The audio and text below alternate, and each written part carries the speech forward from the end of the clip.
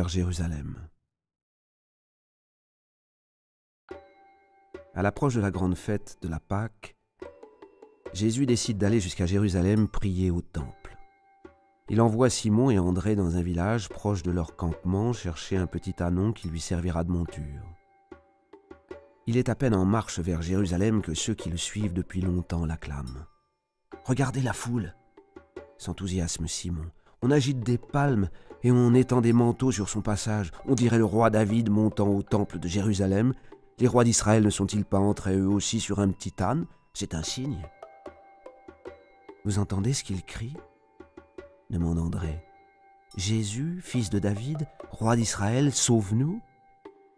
Béni soit celui qui vient au nom du Seigneur. » Des pharisiens furieux demandent à Jésus de faire taire la foule.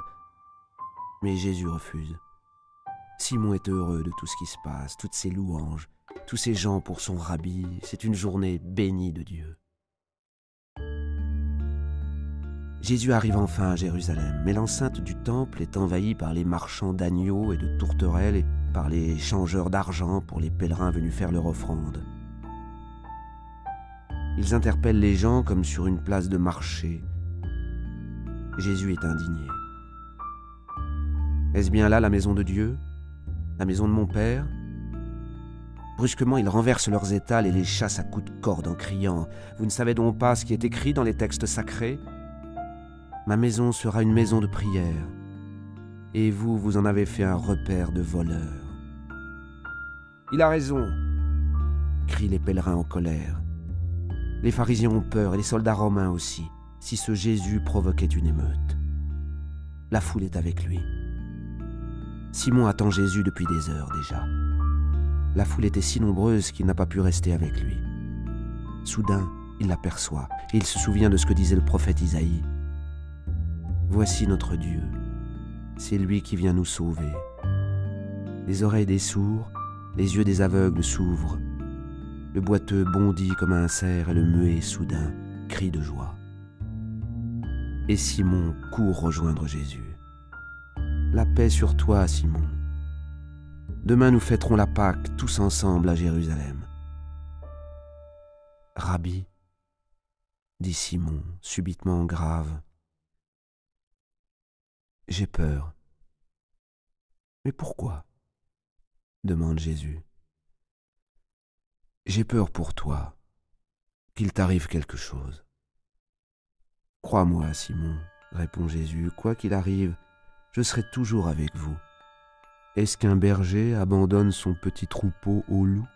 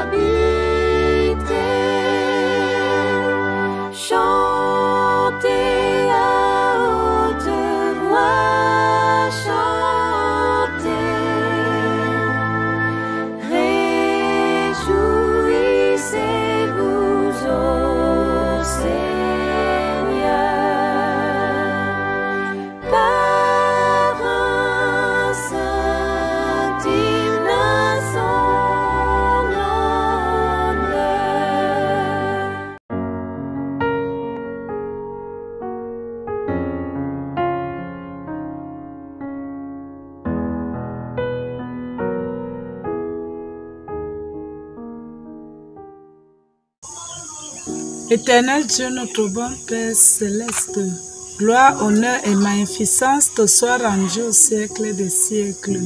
Merci Seigneur parce que tu nous as gardés durant toute cette semaine, Seigneur. Actuellement, Seigneur, nous allons entrer dans ton saint repos qu'est le sabbat. Merci Seigneur pour tes bienfaits que tu as fait vis-à-vis de nous. Éternel Dieu, en entrant dans ton repos, nous te présentons, nous te recommandons nos soucis, nos problèmes. tout ce que nous rencontrons dans nos vies. Père éternel, tu sais de quoi nous avons besoin. Éternel Tout-Puissant, tu connais tout ce qui ne va pas dans nos vies. Tu connais dans nos services ce qui ne va pas. Tu connais dans nos familles ce qui ne donne pas bien. Père éternel, nous venons toujours à toi, à tes pieds, Seigneur, pour avoir la santé, pour avoir le pardon de nos offenses, pour être à l'abri de tous les problèmes, de tout mal et de tout souci. Éternel, notre bon Père céleste, nous voulons être des enfants dignes de ta parole. Alors, Seigneur, ne fais pas que nous prenions des regards à gauche et à droite. Fais que nos regards soient seulement fixés sur Jésus-Christ qui est notre chemin, le seul, le vrai chemin et le seul, le vrai Dieu. Père éternel, instruis-nous dans ta volonté au jour le jour. Produis en nous le vouloir et le faire selon ton bon plaisir. Actuellement, Seigneur, nous avons des problèmes à te présenter. Nous avons des soucis à te présenter. Éternel Dieu, nous voulons que tu descendes au milieu de nous à travers tous ces combats afin que tu nous donnes paix, prospérité et la joie. La paix là que nous la voulons dans nos vies. Paix dans nos lieux de service. Paix dans nos foyers. Paix à travers nos enfants. Paix à travers tout ce que nous voulons faire dans la vie. Seigneur, nous avons des projets. Tu connais les projets que tu as formés pour nous, Seigneur. Nous avons des enfants qui cherchent du travail. Père éternel, viens à notre secours et donne-leur le travail afin qu'ils soient comme des enfants de la différence. Éternel Dieu, nous avons parmi nous ceux qui veulent du mariage. Esprit Saint, oriente-les à trouver des bons mariages, Seigneur, selon ta volonté. Père éternel, nous avons ceux qui ont des problèmes de santé. Éternel Dieu Tout-Puissant, nous t'implorons afin que tu imposes sur eux tes mains guérissantes pour obtenir la guérison. Père éternel, nous allons encore partir ou en dehors de toi. Seigneur, nous venons toujours à toi pour avoir la paix, pour avoir le pardon et pour avoir la joie et le repos. Éternel Dieu, nous te recommandons notre église adventiste mondiale. Tu connais tous les problèmes qui minent notre église. Seigneur éternel, viens les arranger tous. De l'église locale jusqu'à la conférence générale, en passant par la fédération, l'union et la division. Éternel Dieu Tout-Puissant, nous te recommandons les malheureux, Seigneur. Donne la joie aux pauvres, donne la santé aux malades, console l'affligé, Seigneur. Toi-même, tu connais tous ceux qui sont dans la souffrance. Seigneur, veuille leur donner la solution à tous les problèmes, car tu es un Dieu des solutions, un Dieu qui aime ses enfants, un Dieu qui n'oublie personne. Éternel Dieu, nous te recommandons tout ce que nous avons dans nos vies, afin que toi-même tu nous bénisses, que tu nous protèges, que tu nous exauces. Au nom de Jésus-Christ, notre Sauveur. Amen.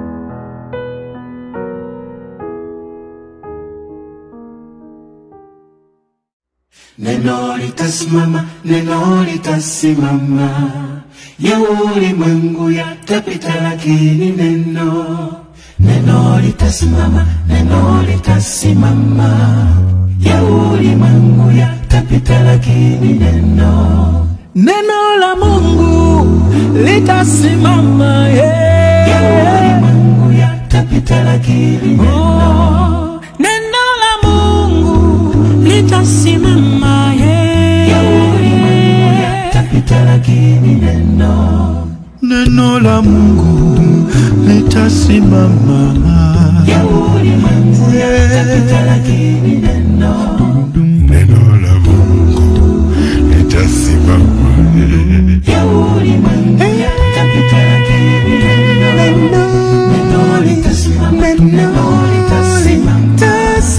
Ya ulimwengu yatapita, lakini neno litasimama. Ya ulimwengu yatapita, lakini neno chigambo chinywera, chigambo chakunywera, ebisinebwe bigwawo kijja kunywerera. Chigambo chinywera, chigambo chakunywera, ebisinebwe bigwawo kijja kunywerera.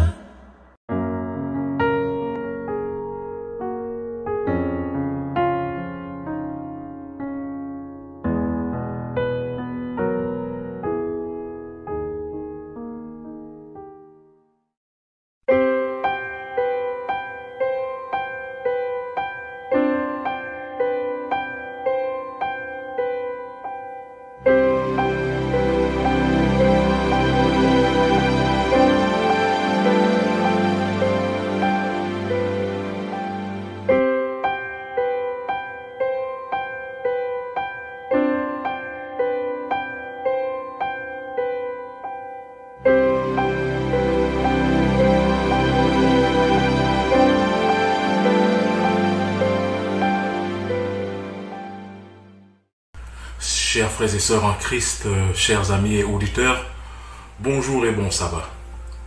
C'est un privilège pour moi, une très grande joie pour moi de pouvoir vous souhaiter une fois de plus une cordiale bienvenue à votre émission Espérance et Vie. Le titre du sermon de ce sabbat est « Enseigne-nous à bien compter nos jours ». Enseigne-nous à bien compter nos jours. Prions. Merci Saint-Esprit parce que tu nous as permis d'être ici, comptés encore parmi les vivants. C'est toi que Jésus-Christ a dit, je vous enverrai le Consolateur. Merci parce que Seigneur, tu nous consoles même lorsque nous traversons des moments très difficiles. Nous te demandons pardon, le pardon de nos péchés. Pardonne-nous Seigneur, efface nos transgressions, efface nos iniquités. Et permets que seul ton nom puisse être glorifié dans nos vécus quotidiens. Alors que nous allons écouter ta parole, apprête-nous Seigneur et permets que nous puissions recevoir les multiples bénédictions que tu as prévues pour tous tes enfants dans le monde entier. Aujourd'hui, nous t'avons demandé toutes ces grâces au précieux nom de Jésus-Christ. Amen. Enseigne-nous à bien compter nos jours. Il y a une anecdote gréco-romaine qui dit: un jour, Dieu dit à la mort, va dans tel village, tu trouveras une belle petite maison, et dans cette belle petite maison, il y a un père, une mère et un bébé qui venait de naître. Donc un homme vivait avec son épouse et leur nouveau-né. Et Dieu dit à la mort, va me prendre le père de famille.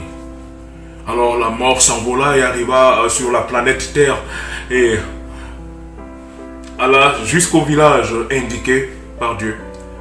Et lorsqu'il entra dans cette maison pour prendre le père de famille n'était pas. Il était environ 18 heures. La mort attendit jusqu'à 23 heures. C'est là où le père de cette famille, le mari de cette femme arrive. Et la mort constata que le mari avait travaillé toute la journée, jusqu'à 23 heures, afin d'apporter de quoi vivre, afin d'apporter de quoi manger à son épouse et au nouveau-né. Donc il avait passé toute la journée afin de survivre, de pouvoir aux besoins de son épouse et du nouveau-né.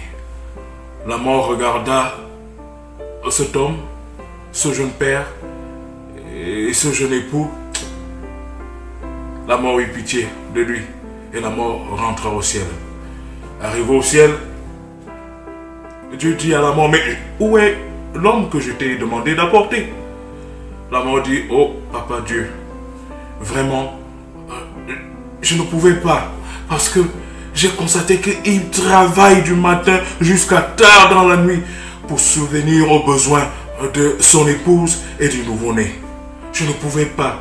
Si je l'enlevais, comment est-ce que la jeune femme, la jeune mère, la jeune épouse allait survivre? C'est pourquoi j'ai préféré rentrer en laissant le père de famille.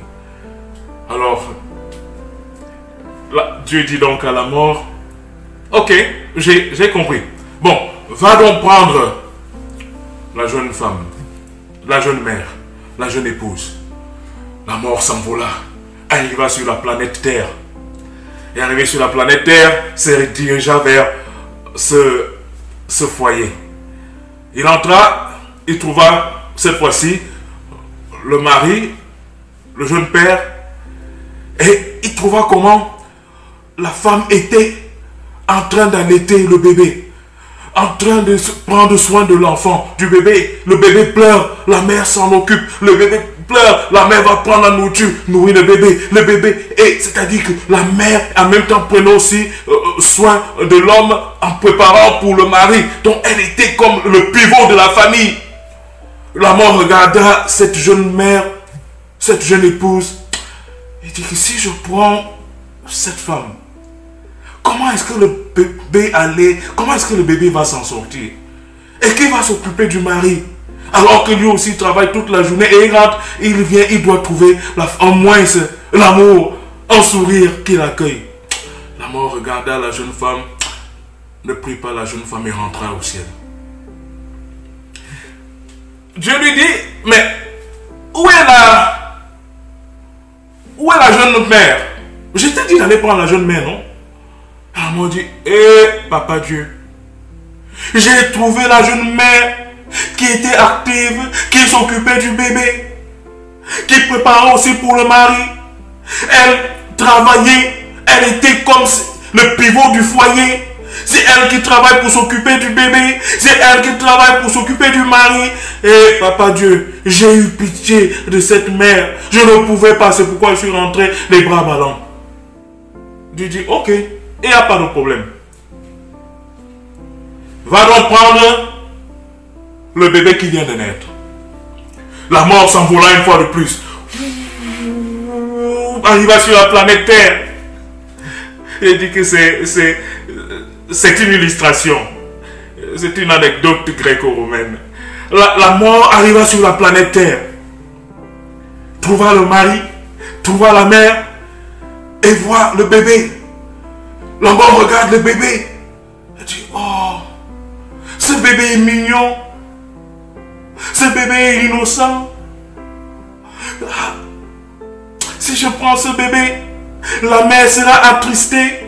Le père de l'enfant sera attristé. Le bébé, l'enfant qui est le bonheur d'une famille, d'un couple. Si je prends ce bébé nouveau-né, et comment est-ce que ces gens vont s'en sortir? Ils seront malheureux toute leur vie. La mort regarda le bébé. Dit que non, je ne prends pas le bébé. La mort s'envola et rentra au ciel. Alors, Dieu lui dit à la mort, mais où est le bébé? La mort de regarder, Dieu dit, papa Dieu, si je prenais le bébé, comment est-ce que la mère allait s'en sortir? Elle allait être malheureuse toute sa vie, son premier enfant. Le père allait être malheureux toute sa vie, le premier enfant. Et Seigneur, le bébé n'a rien fait, le bébé est innocent. J'ai eu pitié du bébé. Je suis rentré les bras ballants.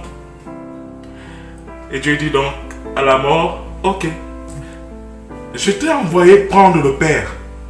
Tu n'as pas pris le père. Je t'ai envoyé prendre la mère. Tu n'as pas pris la mère. Tu m'as raconté des histoires. Je t'ai envoyé donc prendre le bébé. Tu n'as pas pris le bébé. Bon, comme c'est comme ça, à partir d'aujourd'hui, tu deviendras aveugle. Et donc, dans cette illustration, dans cette anecdote gréco-romaine, la leçon sort de cette illustration que voilà pourquoi la mort ne choisit plus. Parce que la mort est devenue aveugle. Elle ne fait plus de distinction. Que tu sois riche, pauvre, la mort ne fait plus de distinction. Que tu sois grand, petit, La mort est aveugle, ne fait plus de distinction. Que tu sois jeune ou vieillard, la mort est aveugle, ne fait plus de distinction. Que tu sois une élite ou un villageois, la mort ne fait plus de distinction. Elle est devenue aveugle. Et j'ai dit le titre de notre sermon, c'est quoi? Enseigne-nous à mieux compter nos jours. Lorsque nous ouvrons la Bible dans Psaume chapitre 90, verset 12, il est écrit: enseigne-nous à bien compter nos jours, afin que nous appliquions notre cœur à la sagesse.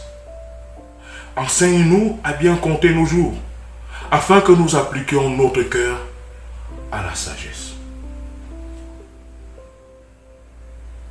Nous disons à Dieu: Seigneur, enseigne-nous à bien compter nos jours. Pourquoi bien compter nos jours? Parce que la mort est devenue aveugle. La mort ne fait pas de distinction. Elle ne choisit pas. Elle ne tient pas compte si tu as l'argent ou si tu n'as pas l'argent, si tu as les femmes ou si tu n'as pas les femmes, si tu as un bon mari ou si tu n'as pas un bon mari, si tu es célibataire ou si tu es marié. La mort ne distingue plus. Que tu viens de naître ou tu es déjà vieillard, la mort ne distingue plus. Ça veut dire que quoi? La mort peut nous prendre à n'importe quel moment. Et voilà pourquoi nous devons demander à Dieu de nous enseigner à bien compter nos jours. Mais que veut dire bien compter ces jours? Que veut dire bien compter ces jours? Lorsque nous voyons à la fin de ce verset, il dit: afin que nous appliquions notre cœur à la sagesse. Est-ce que vous comprenez? Afin que nous appliquions notre cœur à la sagesse. C'est-à-dire, pour que nous puissions bien compter nos jours, nous devons appliquer notre cœur à quoi? À la sagesse. Qu'est-ce que c'est la sagesse? La Bible est son propre interprète. Ouvrons nos Bibles dans Psaume chapitre 111, verset 10. Psaume chapitre 111, verset 10. Il est écrit: la crainte de l'Éternel est le commencement de la sagesse. Tous ceux qui l'observent ont une raison saine. Sa gloire subsiste à jamais. Amen. La crainte de l'Éternel est le commencement de la sagesse. Et donc, qu'est-ce que donc la sagesse? Selon ce que Dieu lui-même dit dans sa parole. La sagesse, c'est quoi? C'est la crainte de quoi? La crainte de l'Éternel. Revenons sur le premier passage. Psaume 90, verset 12. Enseigne-nous à bien compter nos jours, afin que nous appliquions notre cœur à la sagesse. Pour que nous puissions bien compter nos jours, nous devons appliquer notre cœur à la sagesse. Et la Bible nous dit, dans Psaume chapitre 111, verset 10, qu'est-ce que la sagesse? La sagesse est la crainte de l'Éternel. La crainte de l'Éternel est le commencement de la sagesse. Donc, si tu veux être sage, mon frère, si tu veux être sage, ma soeur, si je souhaite être sage, si nous souhaitons être sages, afin de bien compter nos jours, nous devons faire quoi? Nous devons craindre l'Éternel Dieu. Alléluia. Crains-tu Dieu? Craignons-nous Dieu. Alors que nous sommes en train de vivre dans un siècle de lumière, de rapidité, où tout peut arriver à n'importe quel moment. Personne n'est à l'abri de la mort. Personne n'est à l'abri de la mort. La mort est devenue aveugle. C'est pas parce que tu es riche, c'est pas parce que tu es pauvre, c'est pas parce que tu as le diplôme, c'est pas parce que tu n'as pas de diplôme, c'est pas parce que tu es une élite ou peut-être le dernier de ta classe. La mort ne fait pas de distinction. C'est pas parce que tu es encore jeune et tu te dis non, j'ai encore des années devant nous. Non, la mort est devenue aveugle. C'est pas parce que tu es vieillard que tu dis que non, je peux encore passer des temps. La mort ne fait plus de distinction. Et ça veut dire que nous ne sommes pas en sécurité si nous ne devenons pas sages selon la parole de Dieu. Si nous ne craignons pas l'Éternel. Si nous ne craignons pas l'Éternel et que la mort arrive et nous prend, nous mourrons sans espoir. Dans ce monde de situations difficiles, mon frère, ma soeur, crains-tu l'Éternel? Appliques-tu ton cœur à la sagesse? Parce que la mort est devenue aveugle.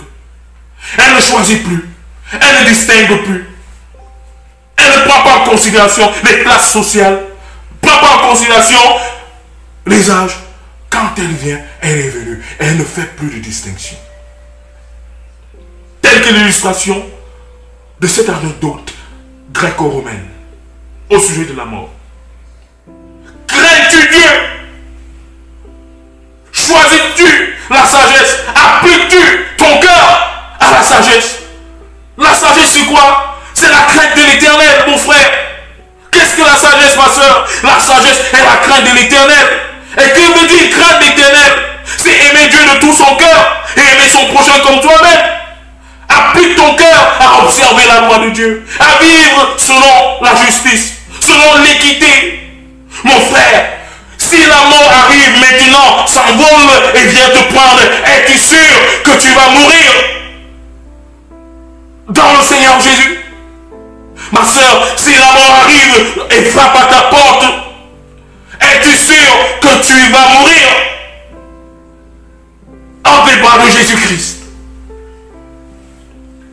Nous sommes tellement occupés à vaquer à nos occupations, les business à gauche, les business à droite, les projets à gauche, les projets à droite. On n'applique même plus son cœur à la sagesse ni à la prière. Combien d'entre nous prions le matin et prions le soir avant de dormir? Combien d'entre nous, lorsque nous vaquons à nos occupations, nous prenons même le temps de prier? Nous ne sommes pas maîtres de nos vies. Nous ne sommes pas maîtres de nos vies. Nous ne nous sommes pas créés nous-mêmes. C'est Dieu qui nous a créés. Et lorsque je vois les gens se balader avec orgueil, qui s'en foutent de Dieu, qui s'en foutent de la parole de Dieu, qui commencent à mettre en application dans leur vie les paroles de folie, la théorie de l'évolution, dans nos écoles, dans nos lycées, est-ce qu'on enseigne encore Dieu? Dans les universités publiques, est-ce qu'il y a même la notion de Dieu? C'est-à-dire que l'athéisme est entré partout. Maintenant, quand on trouve même une personne en train de prier, les gens s'étonnent de voir la personne prier, ou une personne en train de lire la Bible. On s'étonne même de voir mais cette personne lire la Bible. Et la mort est devenue aveugle. Et beaucoup meurent sans la foi en Christ. Et lorsque nous ouvrons la Bible, dans Somme chapitre 91, versets 1 à 2. Ouvrons nos Bibles dans Somme chapitre 91, versets 1 à 2. Il est écrit: celui qui demeure sous l'abri du Très-Haut repose à l'ombre du Tout-Puissant. Alléluia. Je dis à l'Éternel, mon refuge et ma forteresse, mon Dieu en qui je me confie. Alléluia. Celui qui demeure sous l'abri du Très-Haut repose à l'ombre du Tout-Puissant. Je dis à l'Éternel, mon refuge et ma forteresse, mon Dieu en qui je me confie. Si nous souhaitons appliquer nos cœurs à la sagesse, nous devrons nous confier à Dieu.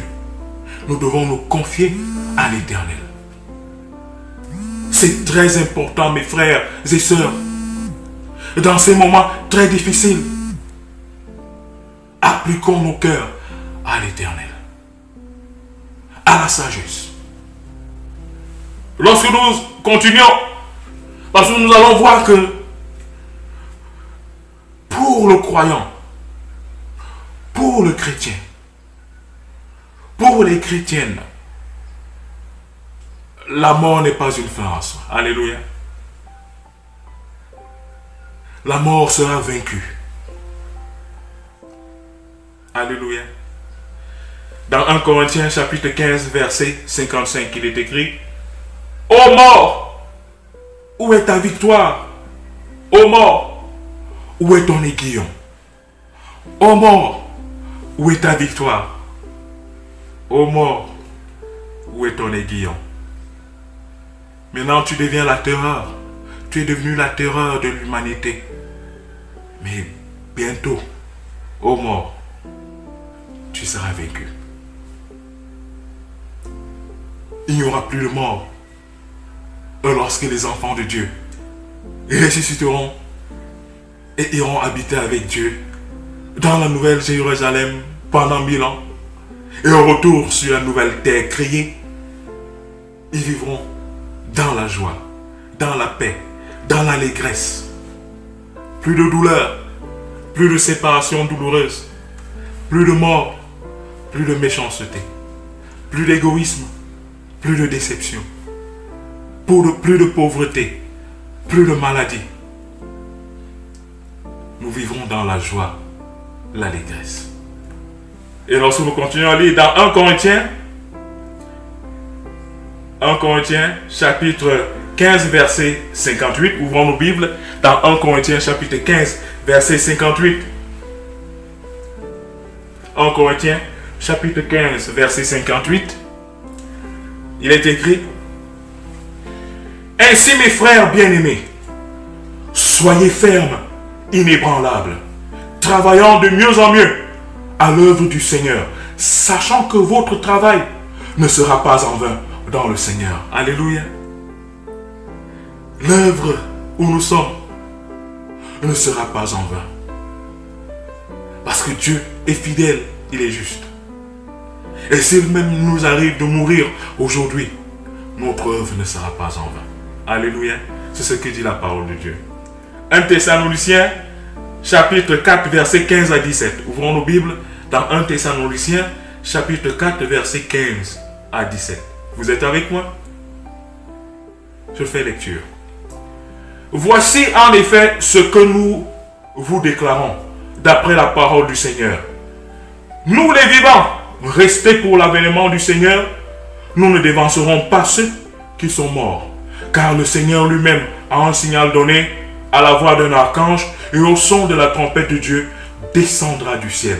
Et les morts en Christ ressusciteront premièrement. Ensuite, nous les vivants qui serons restés, nous serons tous ensemble enlevés avec eux sur des nuées à la rencontre du Seigneur dans les airs. Et ainsi, nous serons toujours avec le Seigneur. Alléluia. As-tu perdu un bien-aimé? Ne perds pas espoir. Applique-toi à la sagesse. Crains Dieu. Vis selon la volonté de Dieu. Et même s'il t'arrive de mourir au jour de la résurrection des saints, Jésus-Christ t'appellera par ton nouveau nom et tu sortiras de la tombe pour t'envoler pour le ciel. Alléluia. Et tu rencontreras tes bien-aimés qui t'ont précédé et qui avaient cru en Dieu. Nous allons rencontrer nos bien-aimés qui se sont reposés, qui nous ont précédés et qui ont cru en Dieu et qui ont œuvré pour le Seigneur. Nous allons les rencontrer.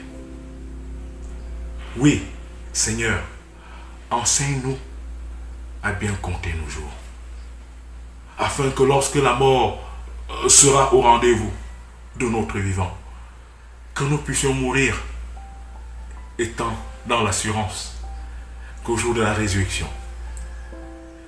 nous ressusciterons et nous nous envolerons pour le ciel et nous retrouverons nos bien-aimés. Mon frère, ma soeur, traverses-tu cette situation difficile? Garde espoir. Fais ton travail. Fais ta part. Vis selon la volonté de Dieu. Applique ton cœur à la sagesse. Crains l'Éternel. Ainsi donc, tu apprendras à mieux compter tes jours. Que le Seigneur nous aide, frères et sœurs, à bien compter nos jours. Afin que si la mort nous frappe, que nous ne puissions pas mourir comme ceux qui ont été infidèles, comme ceux qui n'ont pas eu la foi, mais que nous puissions mourir avec l'espérance qu'au jour de la résurrection des saints, nous nous envolerons, nous serons ressuscités, nous vivrons avec l'Éternel pour l'éternité, parce que nous avons prié au nom de Jésus-Christ. Amen. Que l'Éternel vous bénisse. Seigneur, enseigne-nous à mieux compter nos jours. Amen.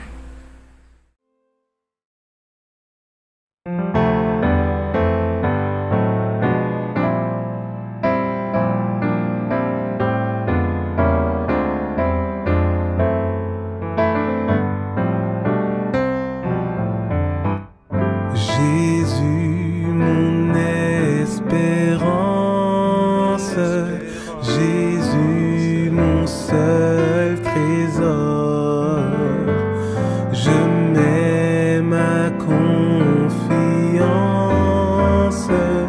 en toi jusqu'à la mort.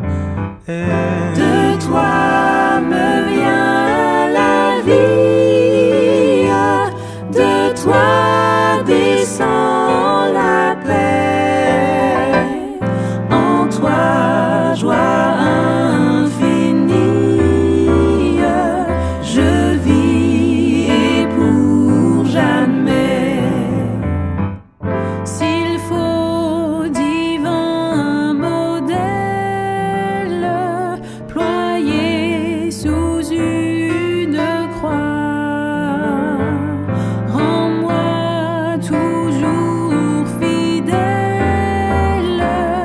aimant toujours tes lois. Jamais tu ne commandes ce qui serait trop lourd. Toujours quand tu demandes, ta main donne en retour. Je veux dans ta lumière marcher le cœur joyeux, montant de la poussière vers toi dans les hauts cieux. C'est là qu'est ma patrie, pays de mes souhaits. C'est là ma bourgeoisie, Jésus dans ton palais.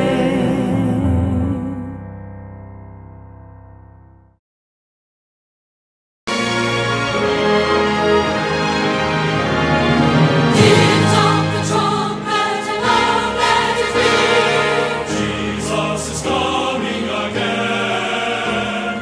Cheer up, ye pilgrims, be joyful and sing. Jesus is coming again.